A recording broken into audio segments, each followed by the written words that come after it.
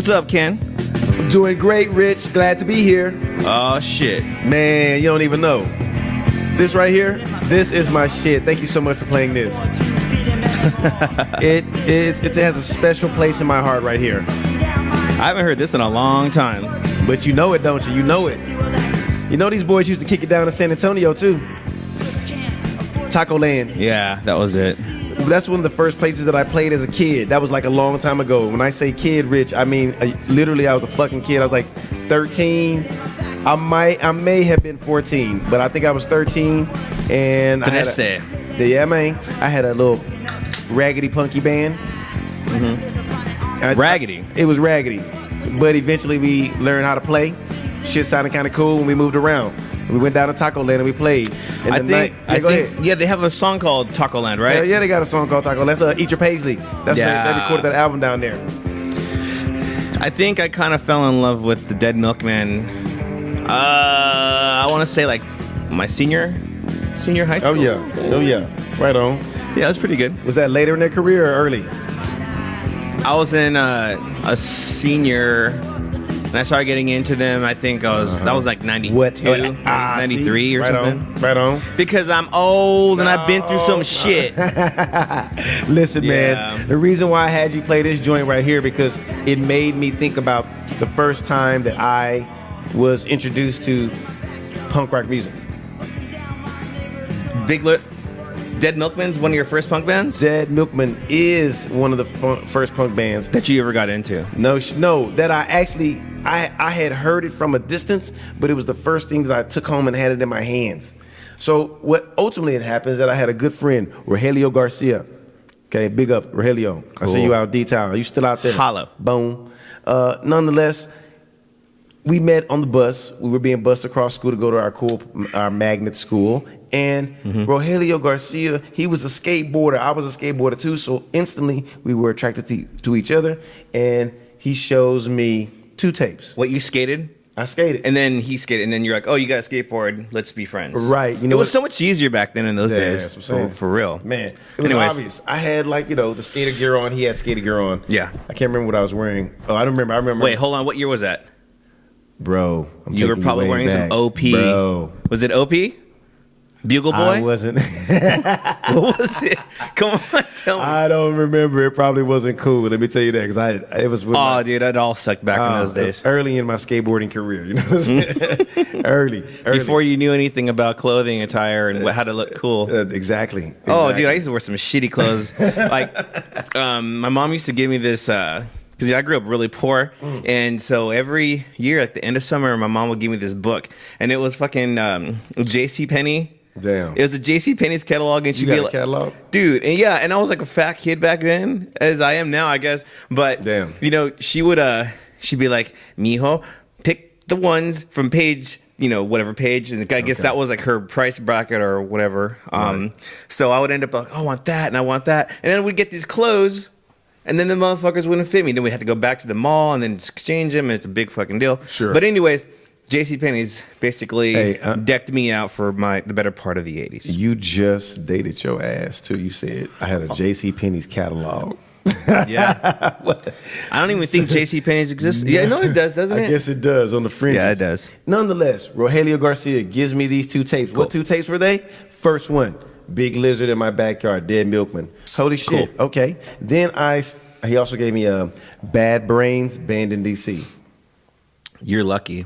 I do feel lucky. You're lucky because those are awesome bands to get into. Man, changed my life. Let me tell you. Are you still tight with dude? I'm not gonna say I'm tight with Rogelio, but we stay in touch via Instagram. His daughter he still skates a little bit, not like hardcore. We're all old men. But yeah. And also, Rogelio Garcia, one of the first rock concerts I went to, Rogelio Garcia was there. A separate incident. Oh. So we had this thing here, and then later on in high school or something like that, we went to this show. The show was, peep this. Wait, hold on. Is this your first show? I don't really remember anymore. Okay, I smoked all the pipe. But yeah. Anyway, it was my first show because my mom. It wasn't my first show But I've been to concerts before. Right. I'm getting twisted. Nonetheless, Excuse me. there was there's a what am I saying? Oh, the bands.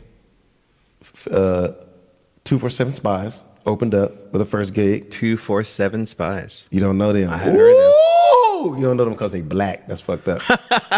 No, man. I never maybe just from Texas or something. No, you black. It's because they black. Two. I'm going to check them out, though. 2475? Yes. All right. Two, it was Jane's Addiction, homie. Jane's Addiction, Wow, homie. that's cool. That was like freshman year in high school. It was dope. Freshman year. I can't even remember, tell you the truth. It wasn't my first show. And then the Chili Peppers opened up. And then after opened up, they headlined, and it was the Mother's Milk Tour. Yeah, they were kind of wild back in those days, right? It was good, yeah. That's what John Frusciante was playing guitar. Boy, John Frusciante, right? Yeah, they were going off, man. Anyway, changed my life.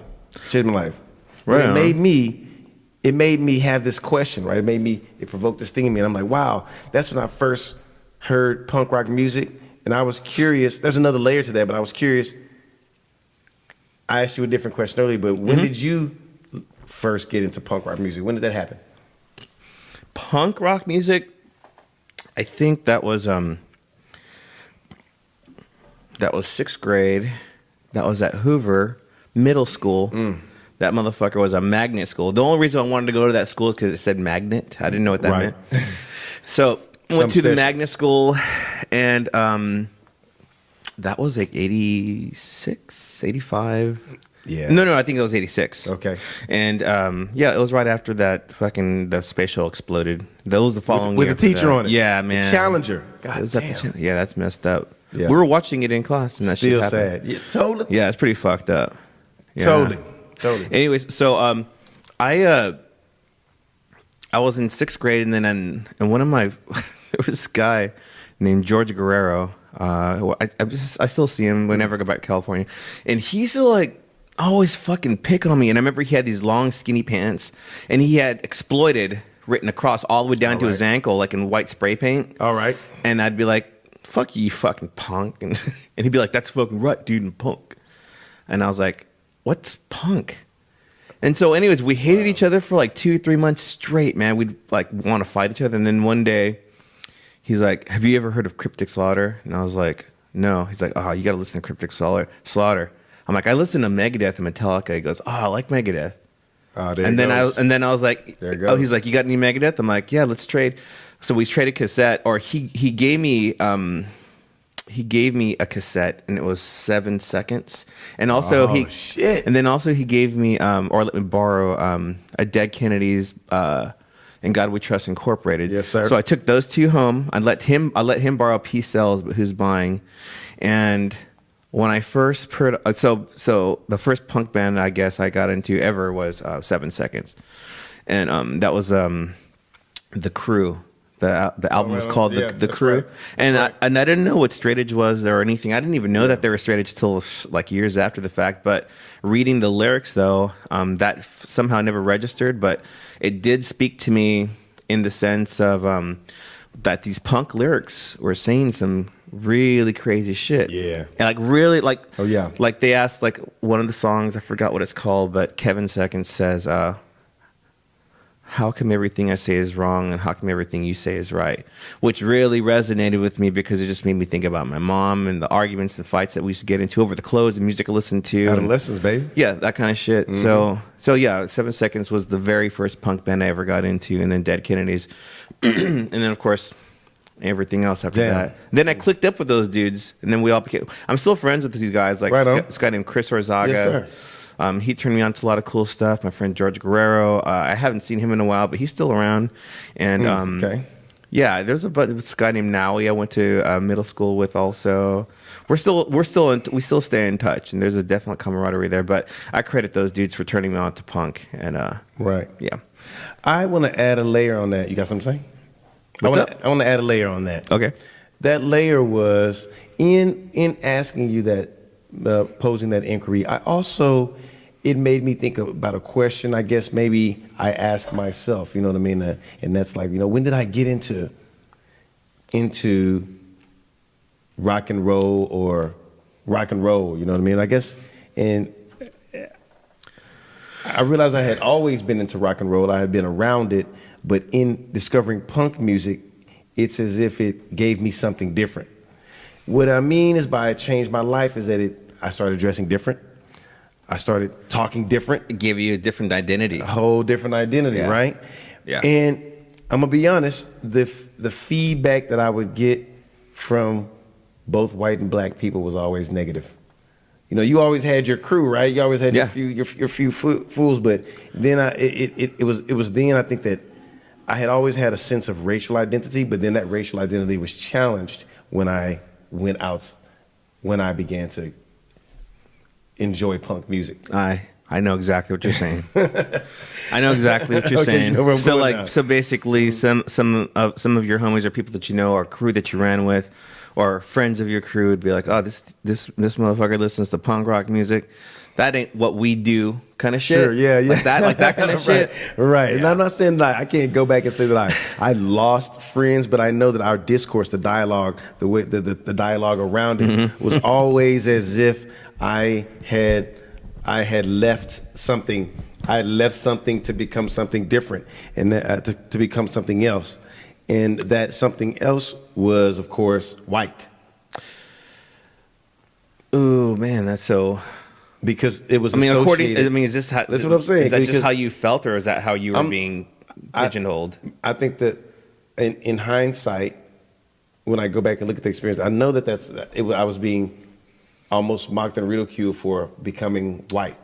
Yeah. Right? Because punk rock music and even rock and roll music was associated with white folks. Because you think, all right, I get it. So like the 60s and 70s, it was mainly like soul, R&B kind of stuff. So that really wasn't rock, or wasn't anything. Brother, it's funny you should say that or even bring back those times, because you're basically harking on a point, and that's that who invented the music in the first place? What's the source and origin of the right? That's Black folks did. So it's interesting and ironic that black people would then ridicule me for becoming punky and say that I was being white. Yeah. You see what I'm saying? I mean, if you want to get real technical about it, you can go as far as to say that black folks and maybe are at least 50% responsible for creating metal music as we know it today. Already, as we know it it's all. today. I mean, because everybody knows that rock and roll, the base and foundation for rock and roll is blues music. Yes, sir. Blues music was created and invented by black folks. That's right. Indigenous. That's just all there is to it. Yeah. There's no question about it. Right. I mean, the greatest musicians on the planet originally. I mean, of course, you got people like in Europe playing piano, like Beethoven and all that kind of stuff. That was its own thing. In the States, though, kind of blues was born out of a lot of hardship and lost love and like you know what I'm saying? So like a lot of that stuff. And then you get those same blues chord progressions, and then you make those chords a little simpler. You add some distortion. Maybe you sing a little louder. Maybe you're angry at your fucking girlfriend, you know, and then you got some hard rock music, which is really cool, and it resonated with a lot of because I think of what it is like the percussion, and then the message sometimes resonates with everybody, right? With everyone, right? So yeah, I remember when I was working at General Motors, I told there's this really cool kid. His name was Chris, and we'd always fuck around. He's a cool black dude, and then he's like kept talking about rap. I'm like, hey, did you ever listen to rock? And he goes, oh, I like Jimi Hendrix. I'm like, dude, yes, Jimi Hendrix. So we started talking about Jimi Hendrix, and then he's like, but I can't get into metal. I'm like, that's kind of weird because metal music comes from blues music, and that in and of itself. So basically, black folks, you could say they even invented, or the grandfathers of metal music. Sure. But yeah, I can see what you're saying though. It's ironic because if you were to get into metal or punk, then all of a sudden, that's It's. Tell me. Did you? And then I'm going to take it a bit further. Okay. And this is one of those identity questions, existential things that folks go through, particularly people of color. But you had this distance from the black, and when I say the black community, I don't mean every freaking black folk. I'm talking in broad terms right now, broad strokes. We could get more definitive, but then we'd be all day here. especially with the way that you dressed and your new style. Of course, you would get ostracized because of that. And then it was also, I was mentioning that irony of those black folks who these are often young kids who wouldn't know that history anyway. Why? Because much of their history has been co-opted by white power institutions. Mm-hmm. So they wouldn't know or even think, oh, rock and roll, that's some shit that I invented. They wouldn't think that anyway. They would have no connection to that history. So because I guess in a sense it's been appropriated. Is that what you're saying? Oh, it's fully been appropriated. Yeah, it's been appropriated. Yeah, totally. In many ways. Oh, I know. I sometimes like it's just stuff you don't really think about. Like I was watching this old video, Eric Clapton playing guitar, playing blues like back in the 60s when he looked like a kid. You don't even look like Eric Clapton, how I know him to look like. And he's playing these badass blues solos. Exactly. And I'm like, and he's getting rich and making money, becoming famous. And for the first time in my life, and honestly, this was like last week, I was like, huh, I hadn't really looked at it or thought of it that way. Say it. I guess. Say it. What? Say your name? No. Say my name. No, you're saying kind of stolen. Once again, stolen. He's stolen, and what? I mean, he's made millions off of a music. Eric Clapton's the shit. You know what I mean? He's good. I don't listen to fucking Eric Clapton. Clapton. I'm not a fan. Yeah, I'm not too big. I don't really. I mean, I know what he is. I'm a guitar player, and I understand his technique, and I understand. I like. Sure. I see Yngwie Malmsteen. I'm like, that guy's great. I'm not a fan. Sure. You know what I'm saying? That's kind of how I feel about Eric Clapton. But anyways, when I think about Eric Clapton, he's like. The reason I'm not interested is because I can go listen to some real motherfucking blues. Right. Does that make sense? No, I hear you. But I understand why he is popular. Because like most black musics, white folk love to see a white dude do it. I can see that. You know what I mean? I'm not saying he ain't got his own soul. I don't really feel Eric Clapton, but he's basically playing fucking blues. That's all he's playing. I mean, yeah. That's all. No, that's all he's playing. Okay. Like you think about Cream, like all that stuff is just like.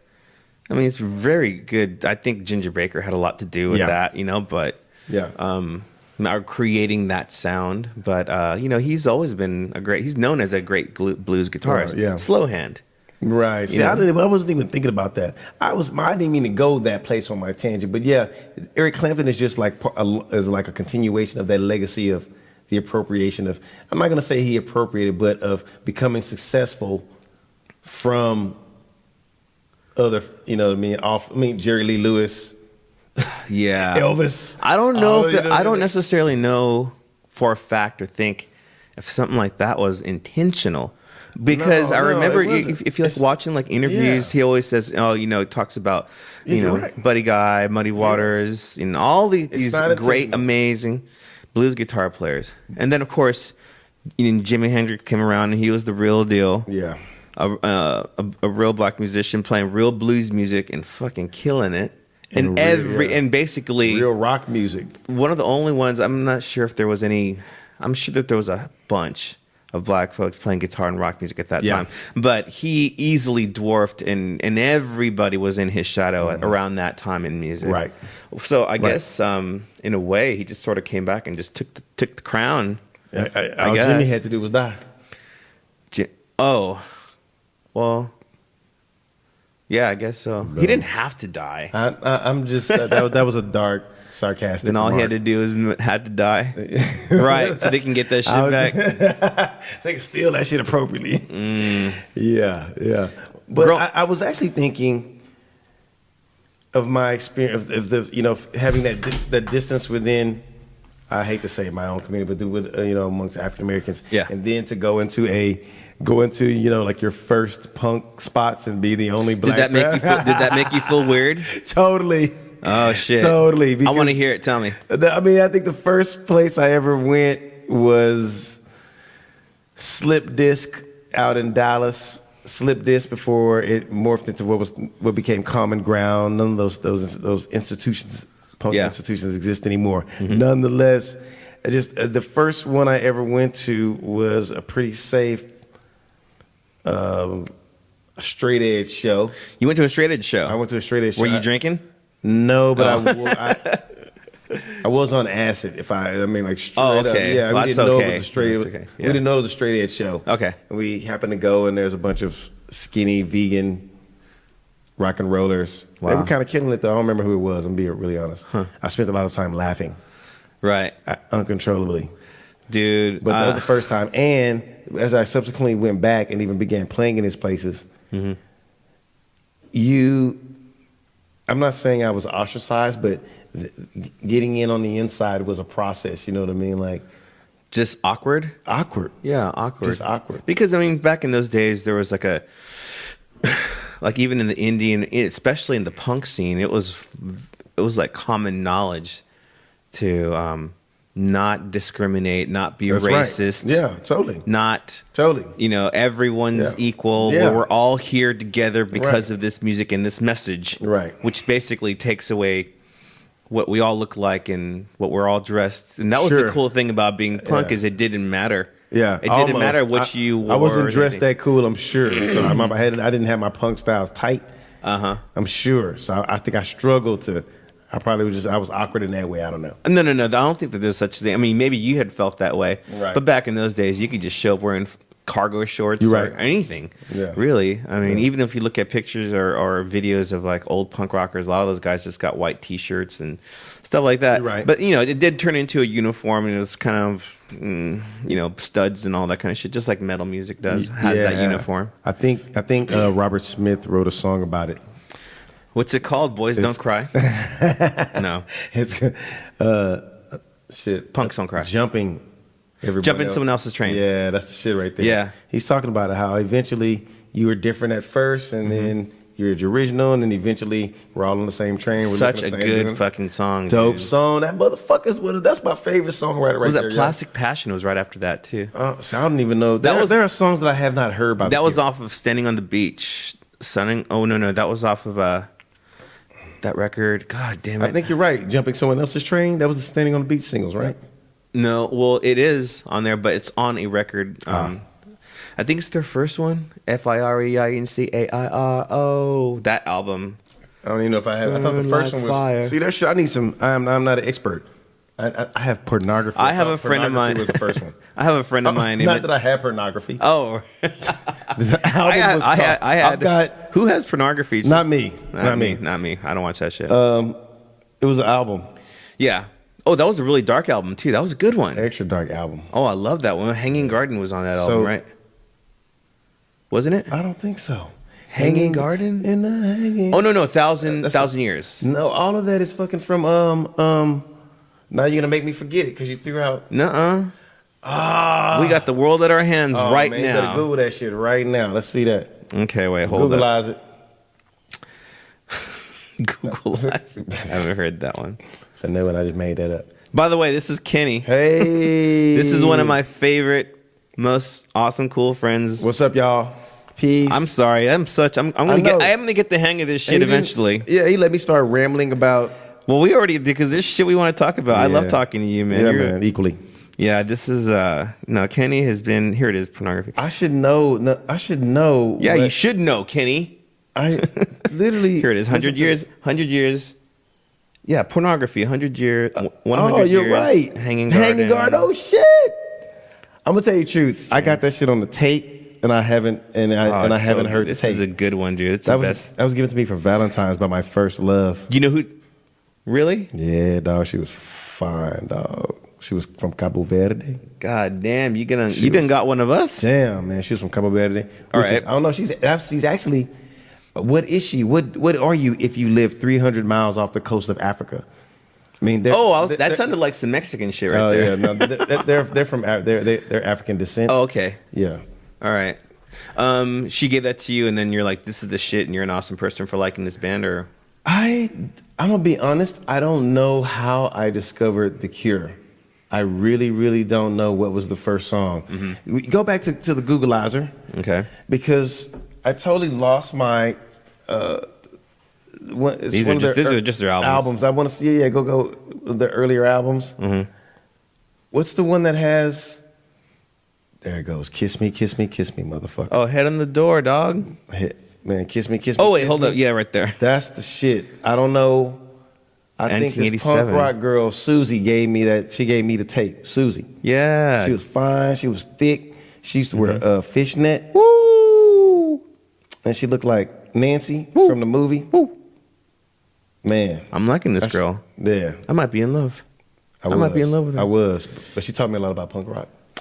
You know what? I'll tell you the person who got me into The Cure was a friend of mine named Michelle in high school. And she was, the girl that always wore the long black dresses and hair in the face. She was blonde. She's blonde. She was beautiful. She still is beautiful. Right on. She's crazy beautiful, actually. But she's, when I was living in California, her and I, we reconnected. We came back together. And it was really cool because we'd always go out to dance and, it had 80s night and Cure would come on. And I would always think about being in, I met her in detention. It was after school. And anyway, she's like, do you like The Cure? And I'm like, no. And then one day she just started telling, you got to listen to The Cure. And then then it turns out everybody liked The Cure. But, and then she got into me, and then she started telling me about the albums. And I think she actually gave me an album for my birthday or something. Yeah, she is definitely the reason I listen to The Cure. And probably the Smiths as well. I have a confession.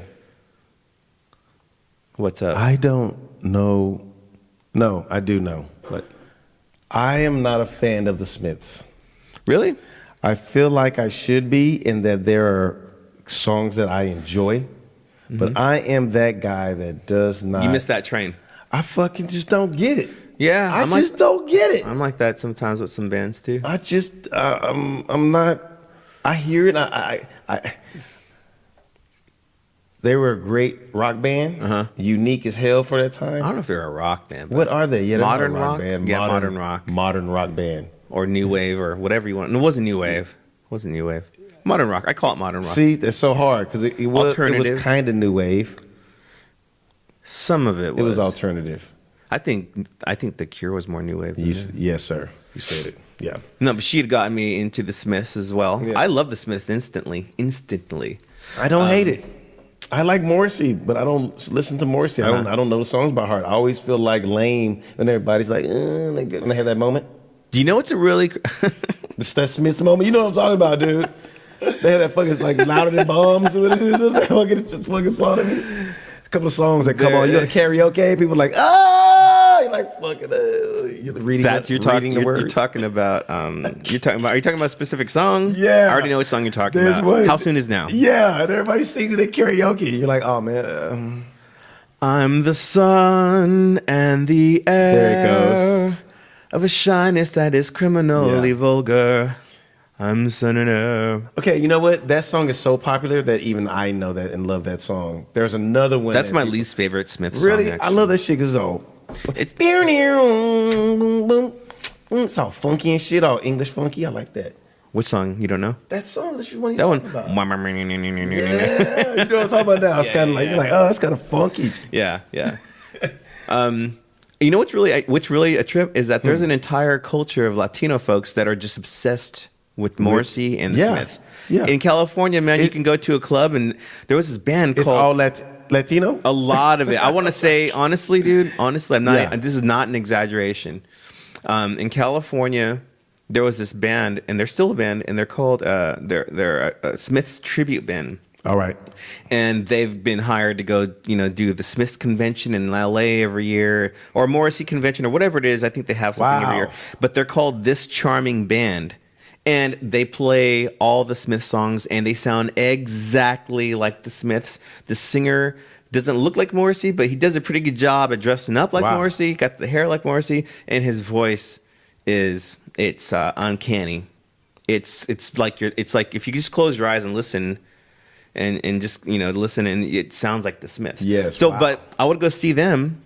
But I swear to God, dude, 80% of the crowd Latinos, and not just like regular ass Latinos, like just like punks or like. Sure. We're talking dudes like the Cholos, man.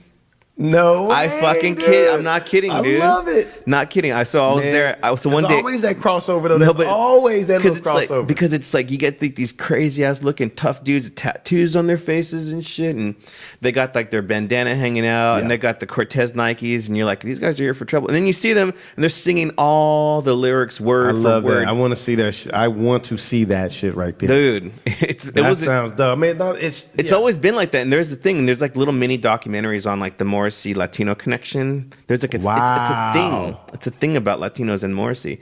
And I remember what do you think that thing is? I don't know. What the fuck? I don't know. There's a documentary. It resonates with Latino folks. I remember I was so confused. I remember I was at this place called the Blank Club, and I was there with Michelle, my friend Michelle. Okay.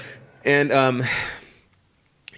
I ran into some friends of mine, and they're like, "Oh, you gotta meet my friends." And I met these cholo dudes, and they're like, "Kind of, hey, what's up, Holmes?" And I was like, "Yeah, I'm here. We're hanging out for the most part, getting along." Wow. And then everybody was like dancing and singing the song and had their arms around each other. And I remember I put my arm around this cholo dude.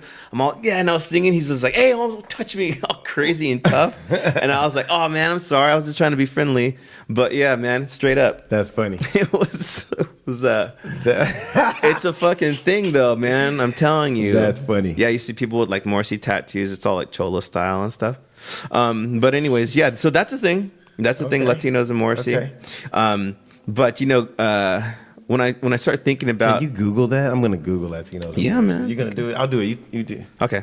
That's fucking crazy. Yeah. So that's an actual thing. But growing up in high school and stuff, there was never any like racial division within the music scene that I was ever really aware of. As far as like going to the shows, you'd always see like everybody, black folks, white folks, Asian folks. Yeah. You're from California though, so y'all were different out there. Like black folks had more access. Texas, it was different for us growing up in Dallas. I'm not saying there weren't any black punkers or skaters. Yeah. There were not a lot of us coming up in the late 80s that were kick pushing around town. You know what I mean? Like we just didn't have those numbers. There weren't enough of black folks to start a black band, a black rock band. I mean, most of those are from the North anyway.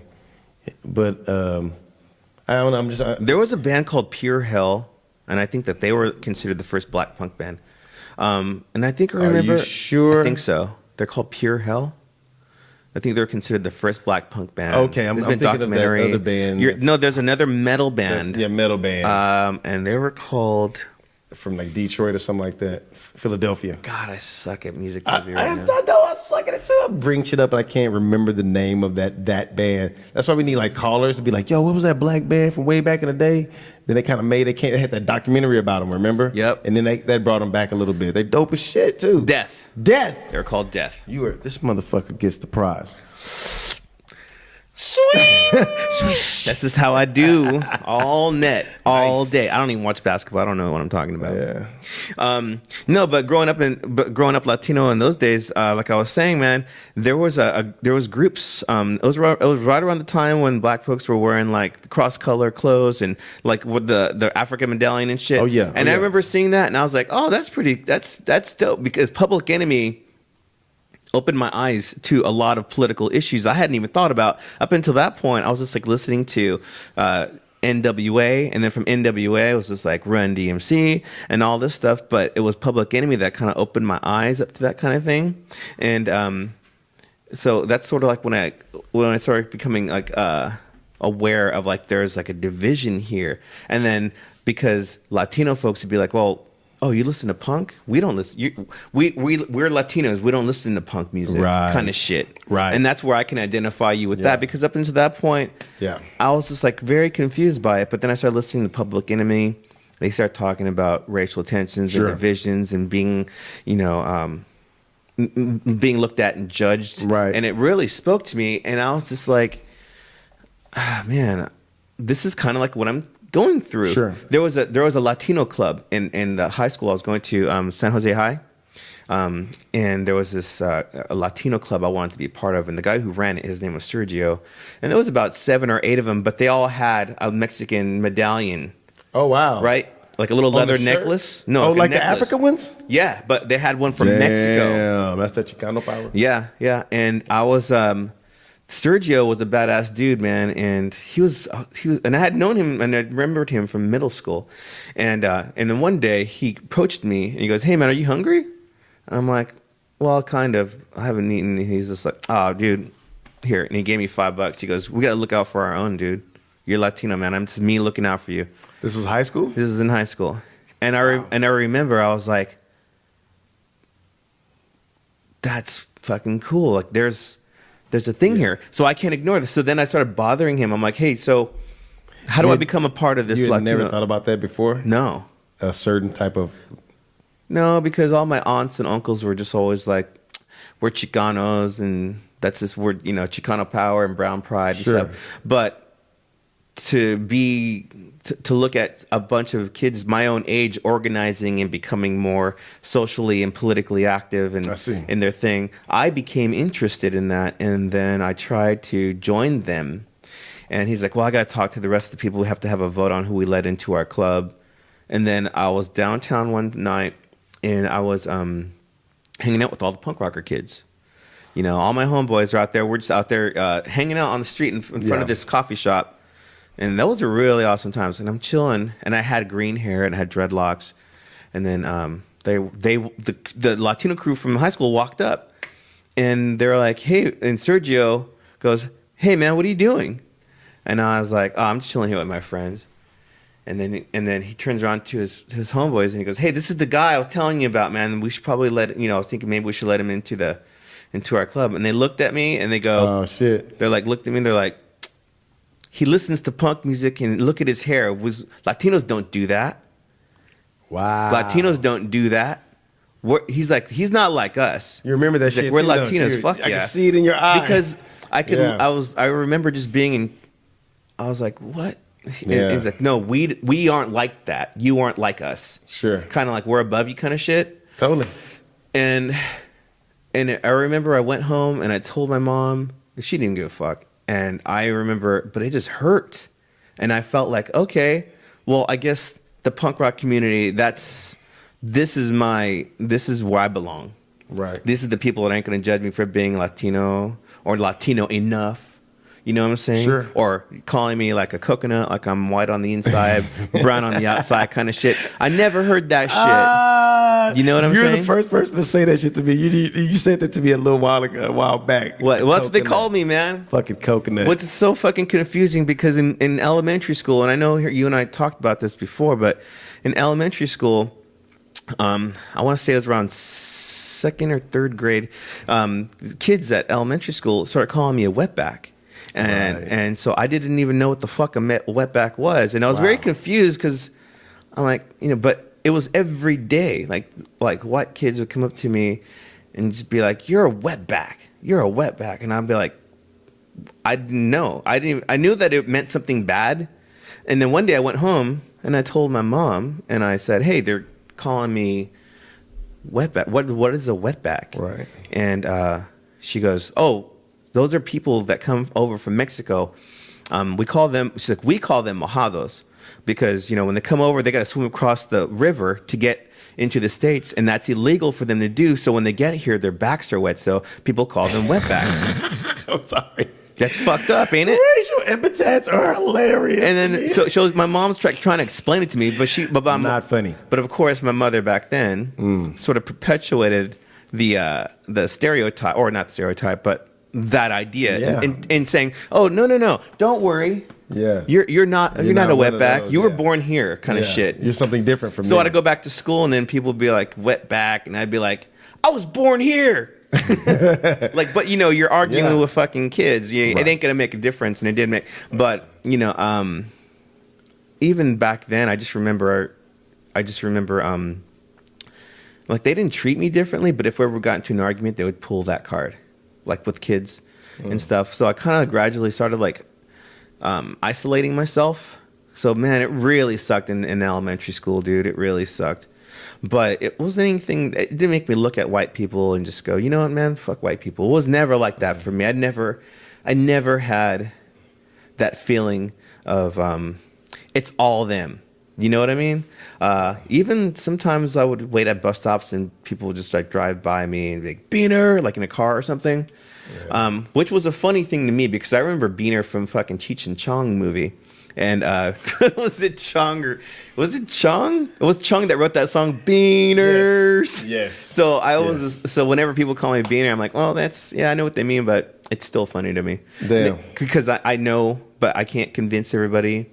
So it doesn't make a difference one way or the other. Yeah. So in the punk rock community, I really, really found an identity, and I found a community where I was accepted, and there was nothing weird going on. There was a couple of people here and there, you know what I mean? But that's always going to be something. But yeah, I found the only time things got, I agree. It was, although awkward to get to move into that world. Yeah.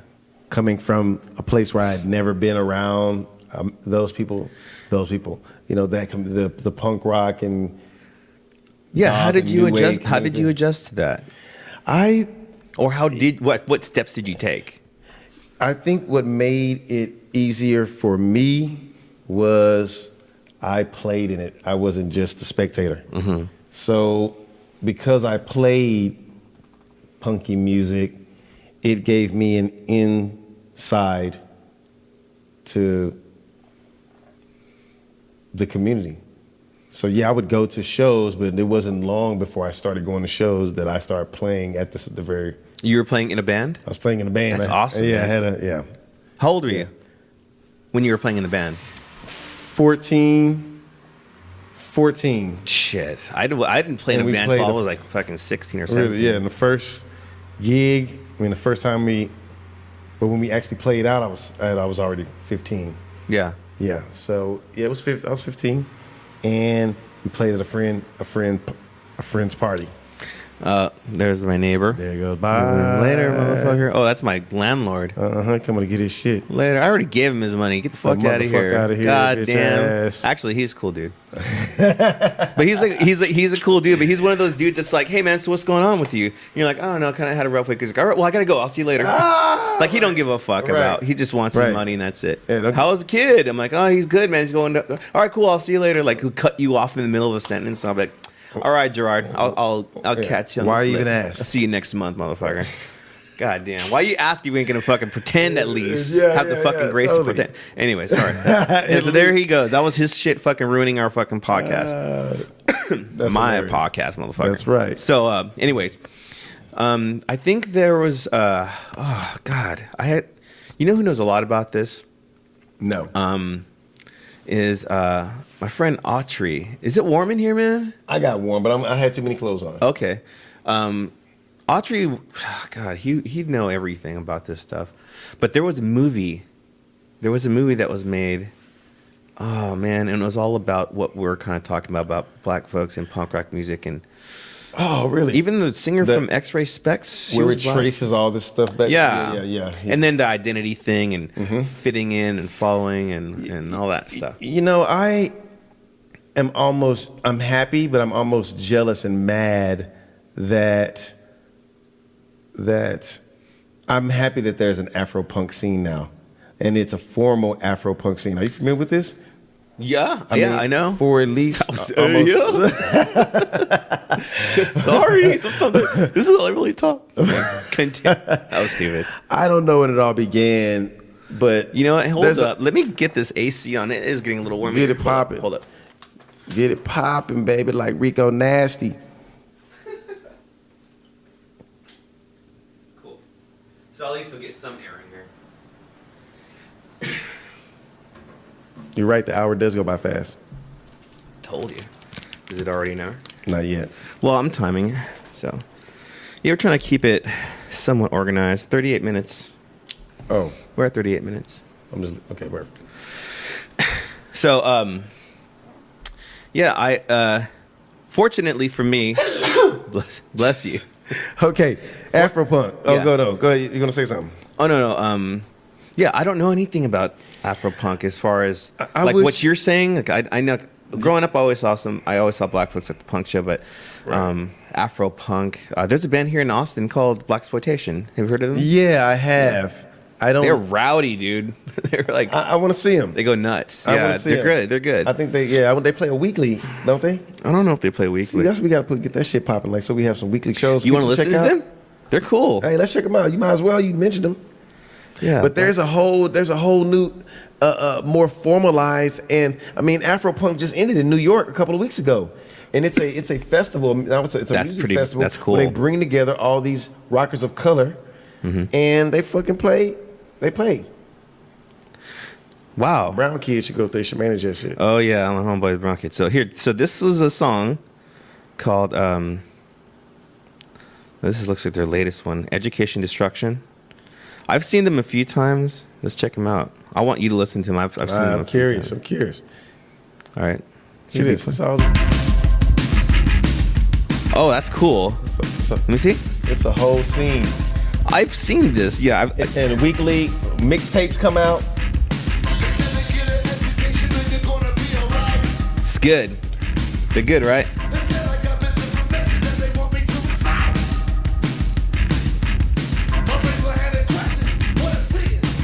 Blaxploitation. Yeah. That's cool, man.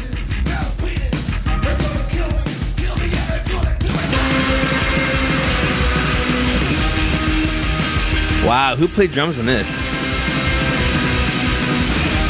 This kind of sounds like Gothic. I thought it was 3 of them.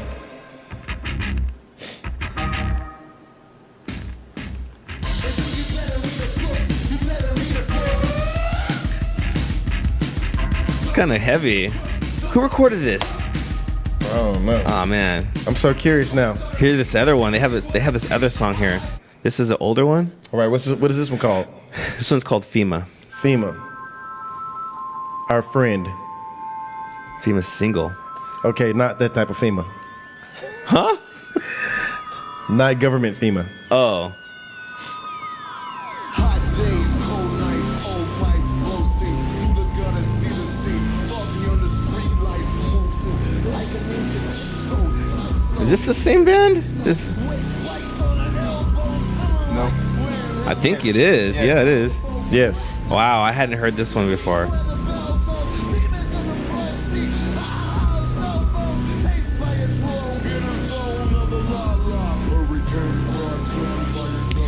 I've partied with these dudes many times, man. They're rowdy. They go hard. You dude. partied with them. Yeah, yeah. Daz, I know Daz is a singer, Right on. and he's a cool ass dude. He lives up north or lives down south.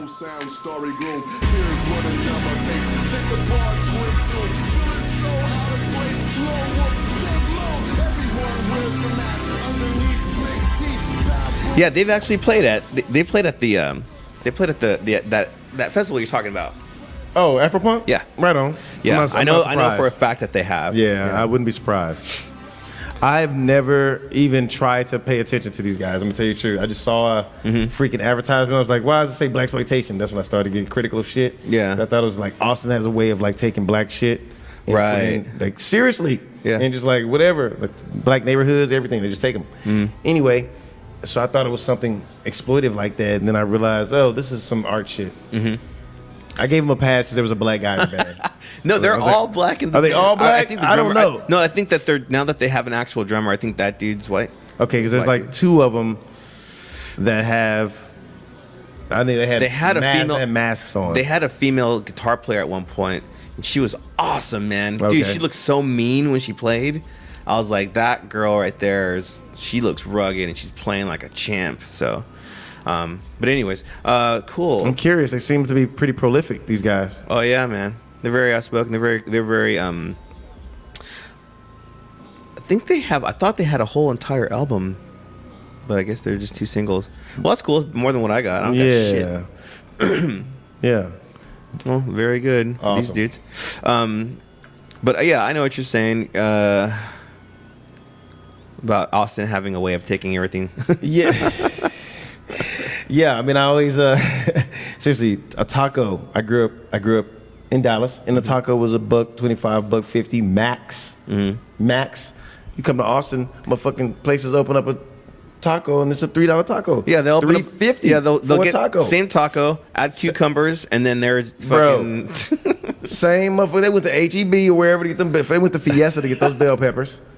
You know what I mean? Same ingredients as the spot down the street. Anyway, Do you remember in the late '90s, where Taco Bell used fucking Chihuahua as their mascot, and that pissed off all the Latinos? Yeah. Oh my god.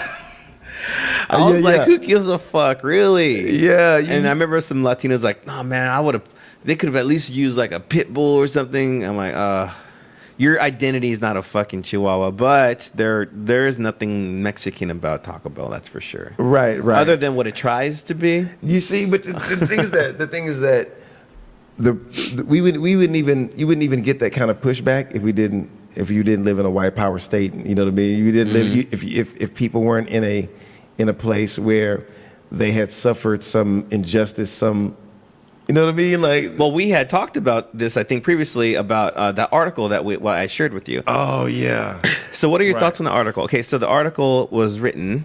Let me see if I think I may still have this up here.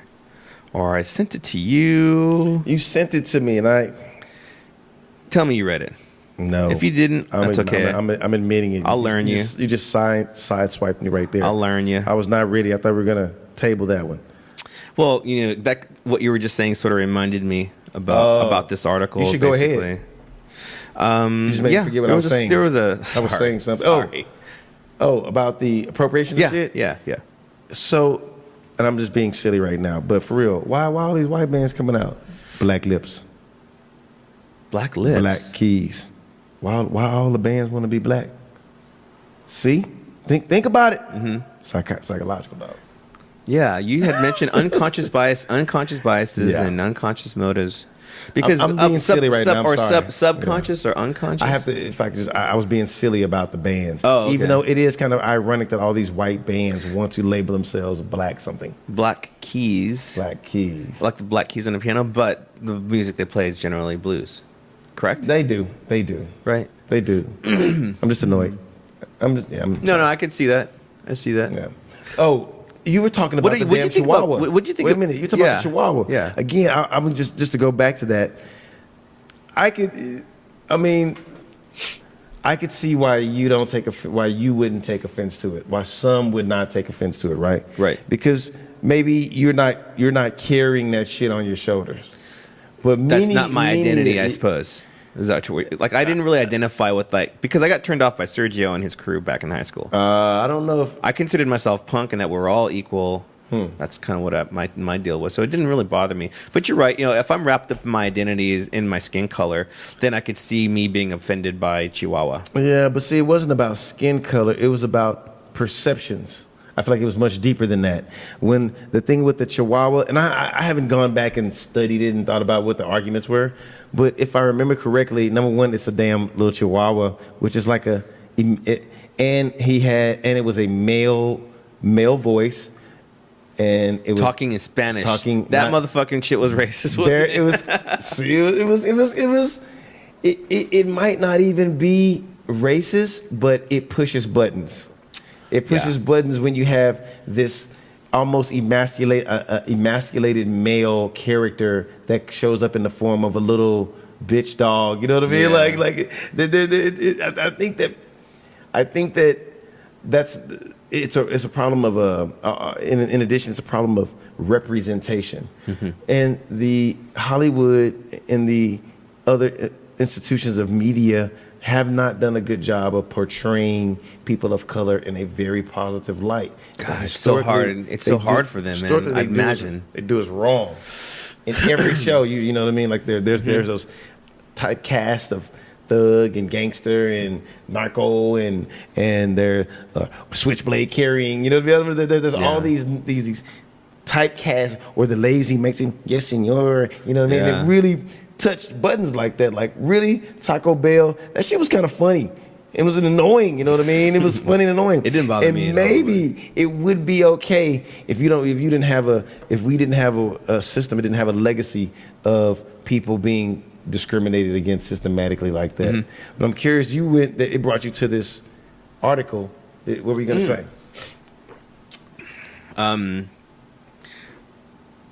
I do want to ask you a question though. What do you think about? What did you think about the whole thing with Bruno Mars, like a year ago? I'm ignorant. I don't even know.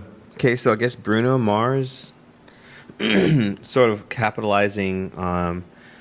People were accusing him of cultural appropriation, Oh man. like taking our black music and that kind of shit. I'm gonna be real honest. Sure.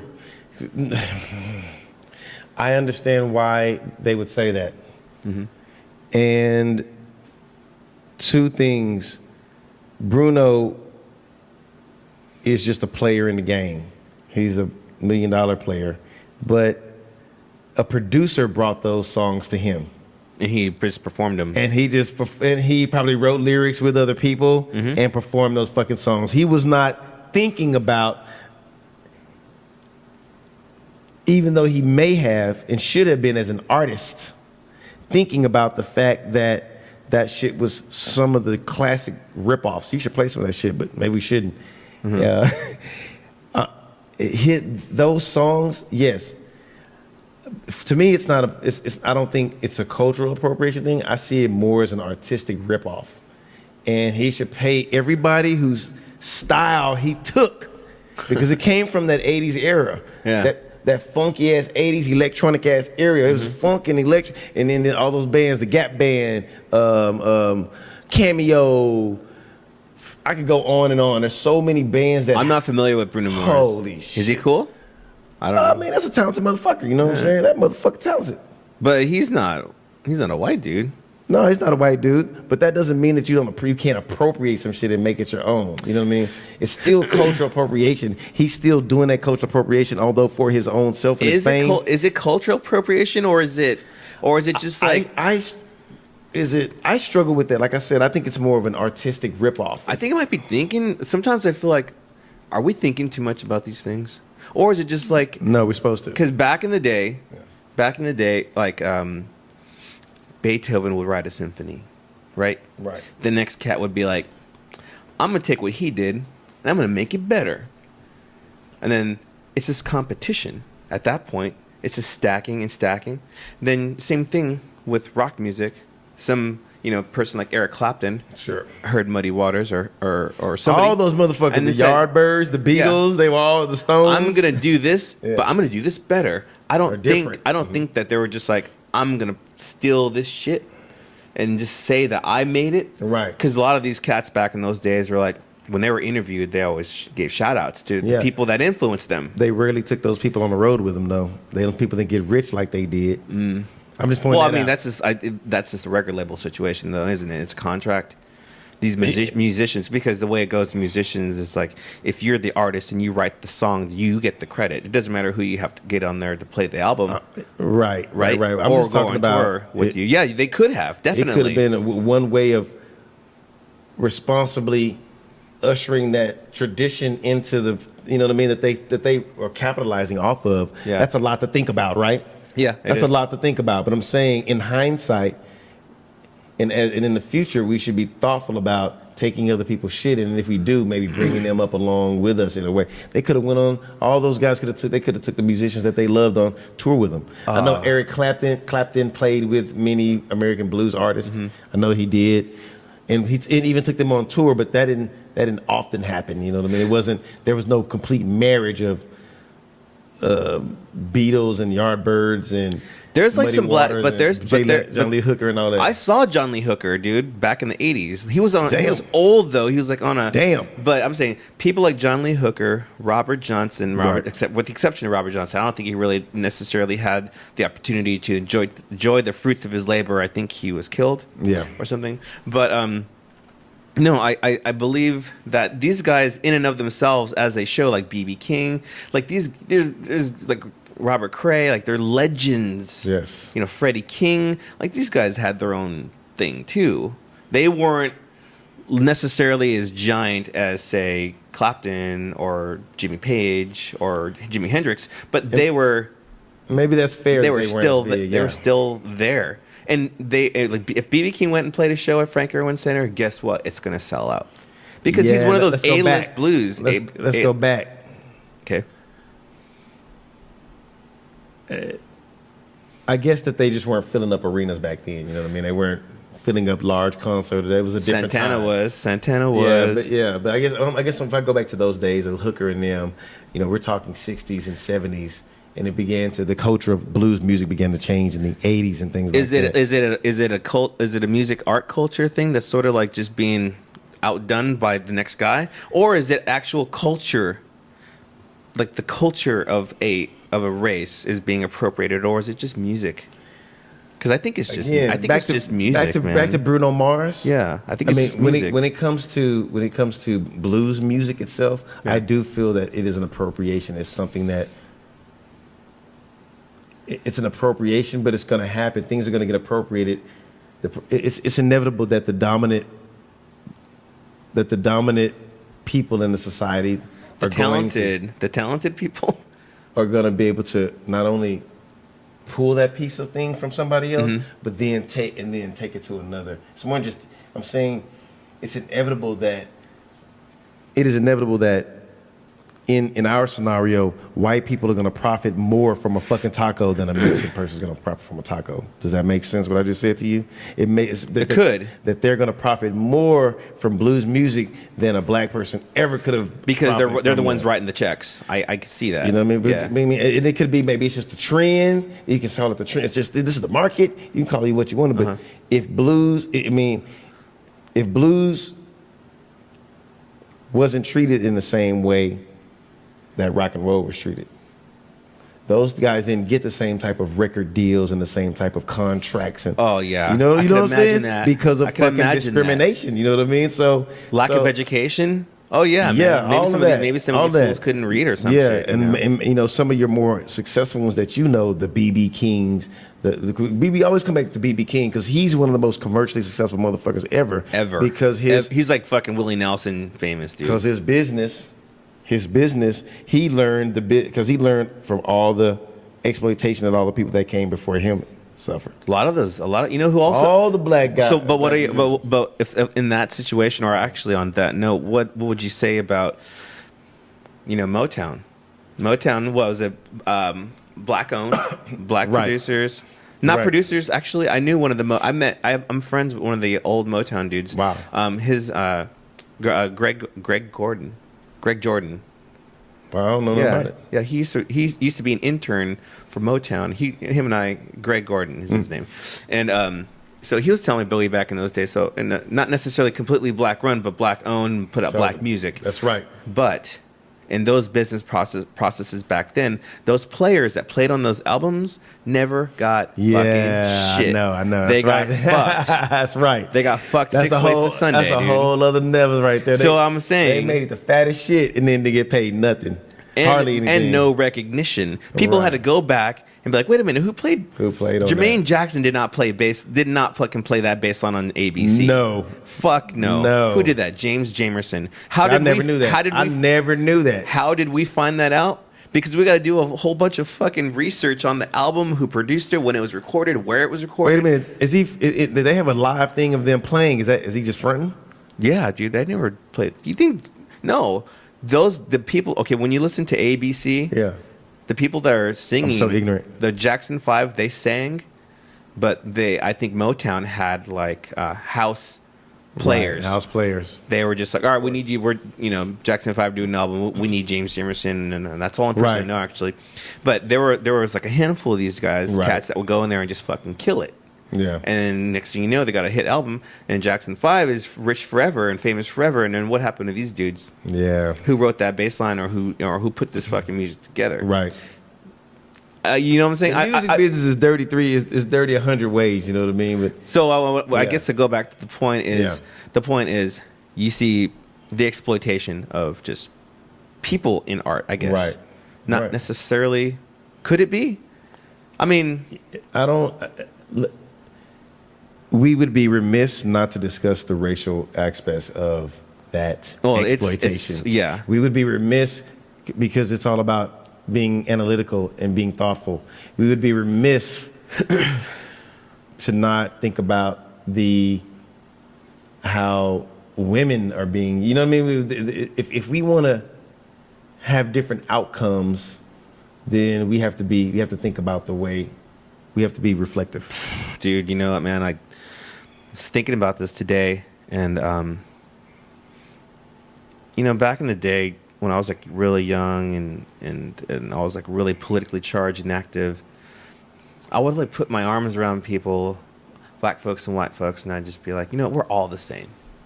But and that's a nice sentiment. Yes, it is, isn't it? It's a nice sentiment, like, dude, we're equal.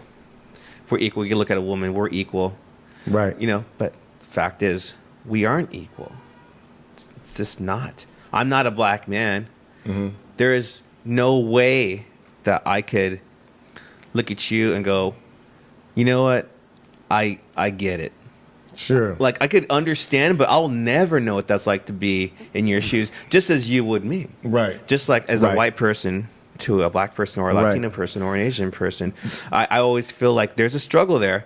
You get all this data, you add it up, and then you go, all right, this is a situation. We can't ignore this, and I'm not going to discount your struggle and your passion and try to just say, me too. I'm not, I'll support, I fully support, you know, everyone being treated equal, but there are definitely there's some shit going on. And I see the differences, and I respect the differences and the struggles.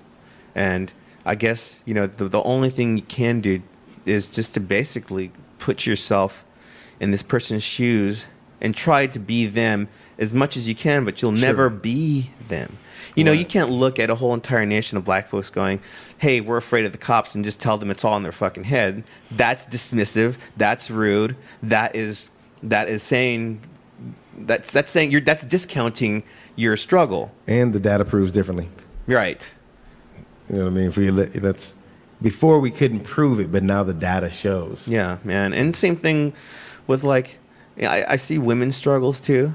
And I'm not imagining that I'm not imagining that life is harder for women. I know that it is. Mm-hmm. And I fully support 100%, like, all, like, you know, any female struggle, anything like that. I'm behind 100%. But I'm not going to say that we're equals, because I see that the struggle is real and I see that the struggle is different. What I do is I go, you know what? You got a point. I'm going to respect that, and I'm going to support you in your decision as much as you possibly can. Mm.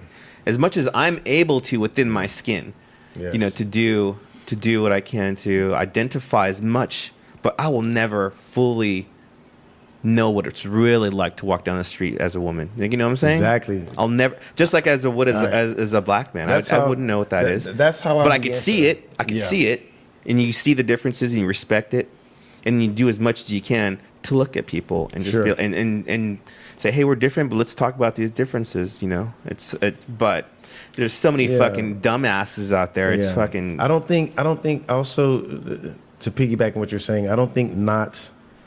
Although we will never really fully understand what it means to be the other, I don't think that means that we can't bridge or close the gap the gap of understanding and misunderstanding between two. You know what I mean? Like, they just because, well, I can't ever understand what that's like, so I'm just gonna go do my right. No. It's seeing it and then embracing it. Yeah, and I think that's okay. But that means that's a lot of stories you get to learn about. You understand that life is full of depth and breadth, and when it comes to the experience, you know. I kind of was thinking about it. This might be a really bad example, but I was thinking it's kind of like if I'm gonna go to a gym to lose weight, I don't want this dude who's been skinny his whole life telling me how to do it. I'd rather have a dude that was this way, that was a bigger dude, and then got smaller, and he's showing me the way he can understand, because he's been me. He's been me before. I understand. I understand. He understands exactly where I'm coming from. I'm not a white person. I've been through some shit. You know, you're a black person. You've been through some shit. Something about being a minority kind of, it's like a camaraderie, sort of. You know what I'm saying? Like, people of color, it's a camaraderie that you identify with instantly. It is, but it's only because of white power. It's only because of that legacy of the discrimination and well, and you know, violence. I see the awkwardness in white folks when like I said, I don't really get a whole lot offended these days by what people think of me or anything like that. But I see a lot of white people being really awkward, just awkward with it. Even like people that are like, Black Lives Matter supporters. They're awkward with. They're just aggressive, man. They're awkward with brown people. Awkward with. What do you mean? Just brown in general. They don't Black grow up. folks, They don't what? grow up with us. We grew up with them. Well, that's what we're talking about. That article. Remember? Let's bring it right back to this article. Right. We got about 10 more minutes, maybe. Yeah. Okay, or maybe even less.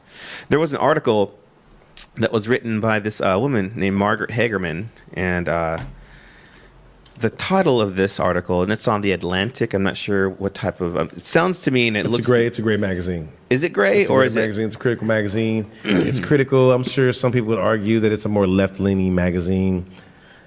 Sure. I read the interview. It definitely seems lefty. It's leaning more towards left, not as much as conservative. Yeah, remember But- that's just an interview though. Yeah, it is. It says how well-intentioned white families can perpetuate racism.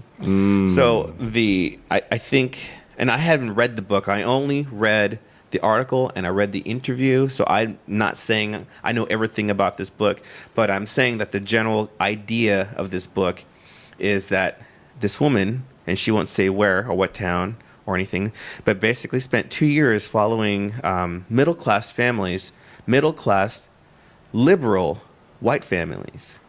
And because she's a sociologist, she's like a scientist of social structure. She looks at society as a structure. What the hell is that? You hear that? What is that? Whatever. These fucking people over here. We live in a ghetto-ass neighborhood. Somebody jamming something. Oh, God. It sounds like... Is it cool? I can't hear. I don't know. Whatever. No, but I'm sorry. The complete distraction. We got the door up and we were in the light.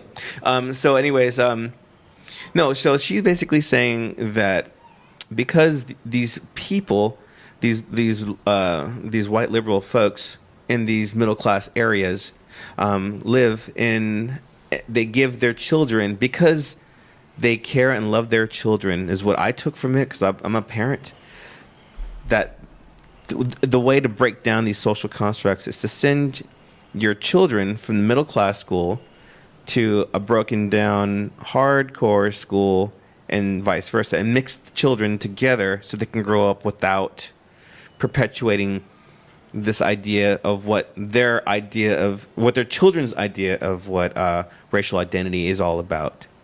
Because they can grow up in the middle class and stay in the middle class their whole lives and never fully identify with what it's really like.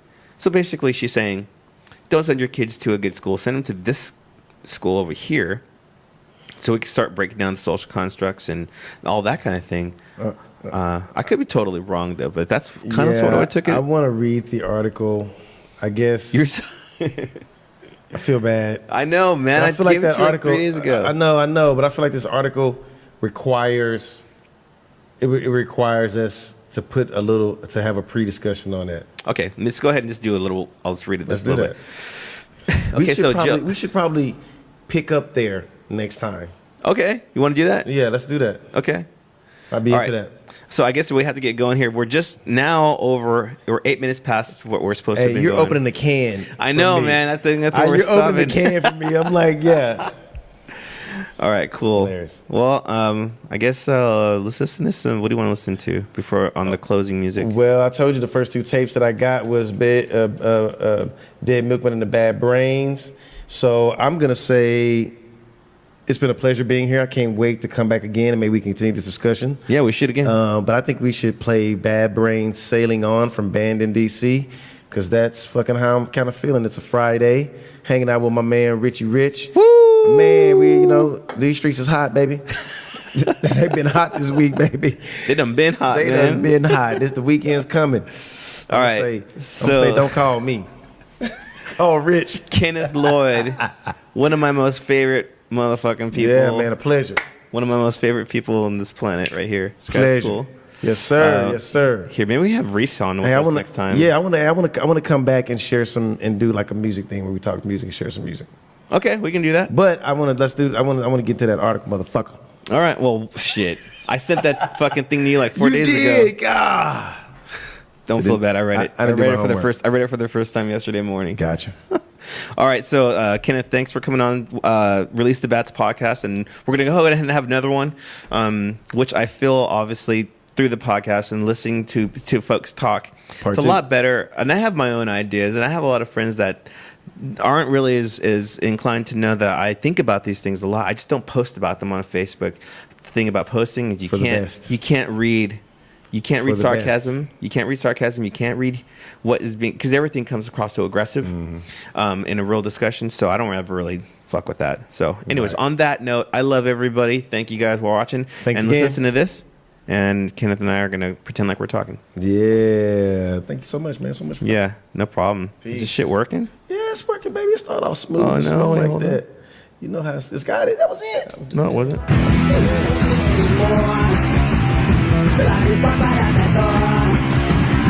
All right, we went ahead and sailing on.